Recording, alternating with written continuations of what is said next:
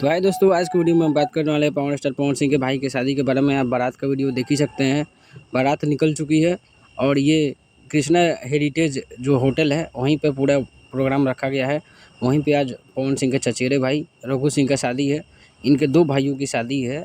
एक का शादी आज है और एक का शादी 5 तारीख को है, यानी कि 5 मई को। और दोनों का दोनों वीडियो आपको देखने को मिलेगा। ऐसे तो बहुत सारा वीडियो सोशल मीडिया पर वायरल हो रहा है। आप ये होटल देख सकते हैं, श्री कृष्णा हेरिटेज होटल है जो आरा में ही है।